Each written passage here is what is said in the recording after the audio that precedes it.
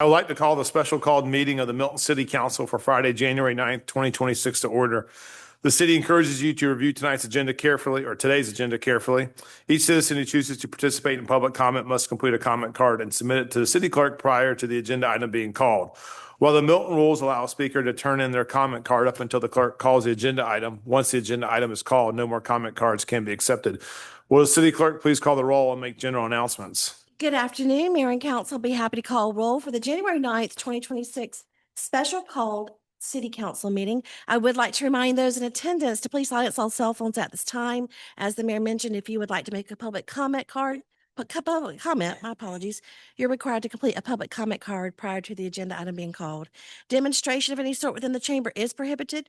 Please refrain from any applause, cheering, booing, outburst, or dialogue with any person speaking. Mayor and Council, as I call roll this evening, please confirm your attendance. I'm sorry, as I call roll this afternoon.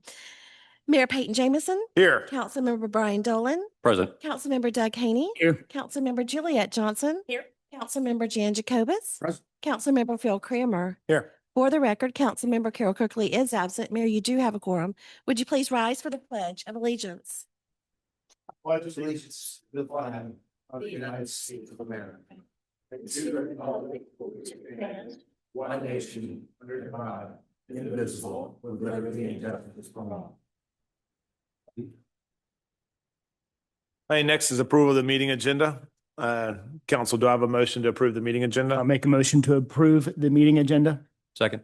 Okay, I have a motion from Councilmember Haney and a second from Councilmember Dolan to approve the meeting agenda. All in favor, please say aye. Aye. Any opposed? That's unanimous. We'll next move on to general public comment. Do we have any general public comment? Mayor, we do not have any general public comment this afternoon. All right, so I'll waive those rules and I will ask you to call the next item. Mayor, that item under new business on the agenda is consideration of a resolution of the City of Milton enacting an emergency moratorium on acceptance of applications for minor subdivisions plats within AG1 zoning district that create any lot of less than 3 acres in size pursuant to the City of Milton's Unified Development Code, Article 12, Administration, Section 12.6, Subdivision of Land. It's agenda item number 26030. Our city attorney, Mr. Ken Gerard. Mayor and members of the council, thank you very much. I will take up this agenda item. So the idea of a moratorium is actually fairly common in Georgia. It is a land use tool that is designed to allow governments like the city of Milton to be able to modify its rules and its code provisions pertaining to certain. Sorry, real quick. I don't know that there's sound on the live stream. Can we check on that? And we just have small ones here. Is there slow kids in the background? No, I don't think they can hear us on the live stream. Oh, Meeting? Oh. Ashley, can you just check that the mute's not on the live stream? We good, you said? Test 1 2, test 1 2. Are you getting feedback from someone? Yeah. Good. Okay, are they Reachable.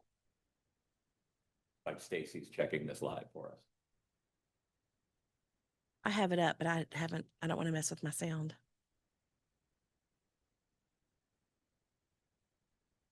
Okay, I think we're good now. Okay. Thank you. All right, Thank let's do you. it. Sorry, Ken.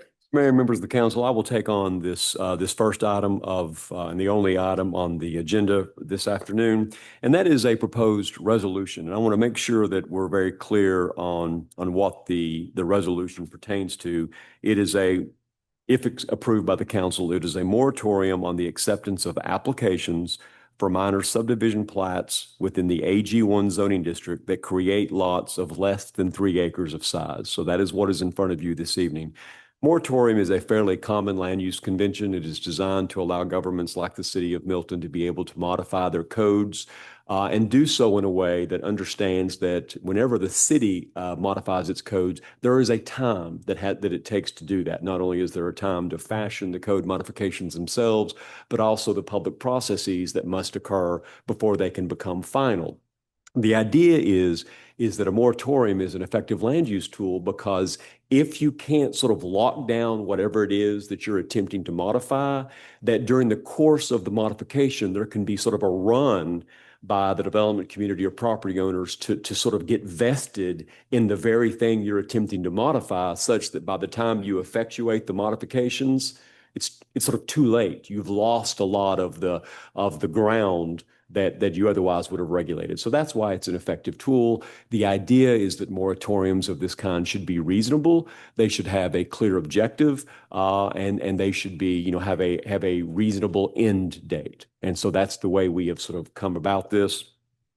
The genesis of this particular proposed moratorium was some council direction given to staff to look at sort of small lot subdivision, and that would be any subdivision of property into units of less than 3 acres.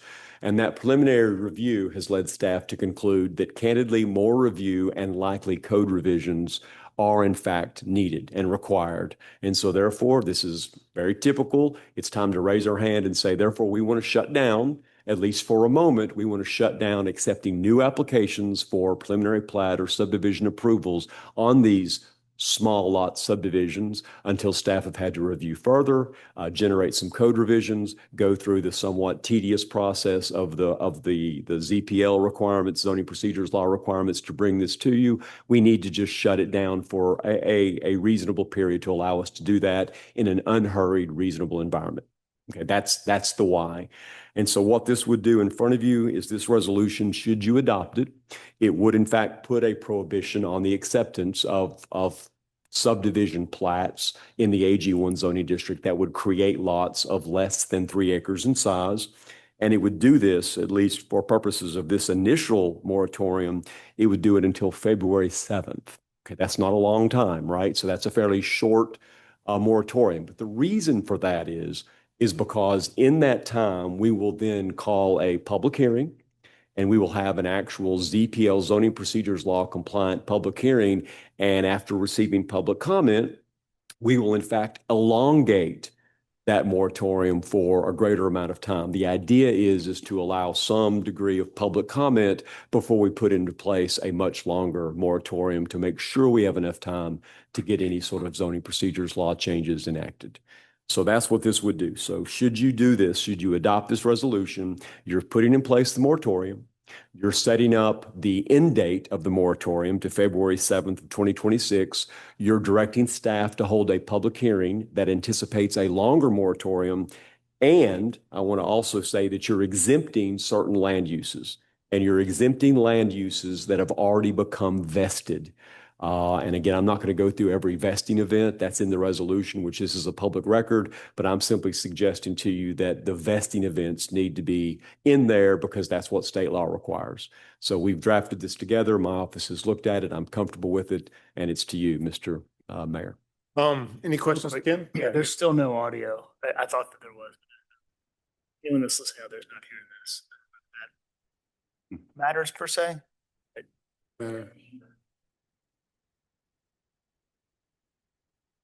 That, as long as it can be published afterwards so people can hear. So the it. audio that Ken just said is going to be published? That's true. Okay, as long as that counts, That's that's fine. Any questions for Ken? I know we might have some questions for staff too. Any questions? And one of the questions I would have is over these next 30 days, what's staff going to be looking at? What are some options? I'll take that one. So pursuant to some of our conversations, we are going to evaluate what the issue may be. But that's why we need this 30 days. We have to, some of the conversations we've had in these meetings most recently indicate that there is likely some issue that we need to address. But in in this 30 days, what staff is prepared to undertake is a deeper dive into what the issues may be. And if those are in fact concerning issues to the council, recommending code changes. And I anticipate we'll have that done, not even within the first 30 days, but by the first meeting in February, which is February 2nd, I believe. Yeah. It will be a big lift, but staff also understands the impact that moratoriums have on folks, and we don't want to extend that any more than we need to. Should our research and presentation before the council, and should the council decide that in fact code changes are in fact required, at that point would trigger what Ken was discussing, the public hearing, which we would probably advertise regardless. and determine whether or not, if the code changes are in fact needed, what those code changes are and how long that will take to get those enacted. We do have, as Kendall also said, we have a process under the zoning procedure law that we'll have to follow, but we believe there is room for compression to be able to speed that through, should those code requirements be required, speed that through in a manner that will least impact people. I guess my big concern is just protecting people's property rights. What are the greatest variance requests we get right now? I'm not prepared with that information. That's what we need to be doing right now within 30 days. Do we know how many folks are going to be impacted, parcels of land are going to be impacted with this moratorium? So to the extent the moratorium builds in protections for those individuals that have already come and have duly tendered applications in front of us. So if they've already asked to subdivide, they're going to be fine. If they've already gotten certain permissions to build, they're going to be fine. This is a prohibition on new applications to subdivide property. So those already, this is sort of a colloquial way of saying it, but those already in the hopper are going to be okay. How many do we typically get on a monthly basis? How many subdivision requests? Yeah, like, I don't know that answer. I could tell you what comes before council. Yeah, I mean, but that's not necessarily what we get in on a monthly basis, and it's certainly seasonal. on the consent agenda, we might have 2 to 4 every meeting that you read out, probably, that are on there. Something like that. That at least make it to us. You probably, what you're suggesting, you might get more than that on a weekly basis. It's possible. But really, this is taking a step back. I know we've done moratoriums before. We've done it for Deerfield, Highway 9. I think we maybe even did it for Crabapple a few years ago. I'm not sure if we ever done one for Ag 1. I'm sure we might have before. But this is basically taking a step back, taking a pause. Let's reevaluate some things based on what we've heard from some of the citizens, developers, builders, kind of everything. And hopefully allow the community to come together with these stakeholders and bring something before us in 30 days that will move forward. So my only question is, on this compression of this moratorium, what is something that could be anticipated? What's the time compression? I know what the current zoning procedures rules are. What is something in a fast track way could happen?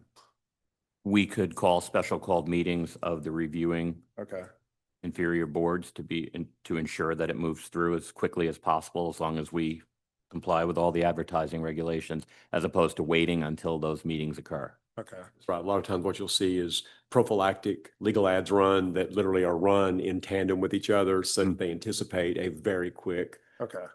Opposed to what the city manager just said, you have one entity, hears it, then you run a legal ad. Right then, you press quite a bit of it. The debate's going to be February 2nd is really when y'all bring before all these options of whether or not we want to extend the moratorium for a longer time. And we will have to run a legal ad for February 2nd, even if we don't need it. Okay. And just to be clear, I understand all the questions today are excellent questions, but the time we need right now is to be able to come up with the answers to these questions. Okay. Anything else for Steve, Ken? Anything? All right. Do we have any public comment on this? We do not, sir. Okay. I'll close public comment and I'll open it for a motion. I'll make a motion to approve agenda item 26-029. Hold on a second. And I got remember, it's 3030. -030. Sorry. Motion to approve agenda item 26-030. Second. Okay, I have a motion from Councilmember Cranmer and a second from Councilmember Jacobus to approve agenda item number 26-030. Is there any council discussion on the motion? With that, all in favor, please say aye. Aye. Any opposed? Aye. Okay, that motion carries 5-1. All right, anything else? We good? All right, I have a motion to adjourn. Motion to adjourn. Second. Second. Okay, I have a motion from Councilmember Cranmer, a second from Haney to adjourn. All in favor, please say aye. Aye. Any opposed? That's unanimous. Thank you. Thank you.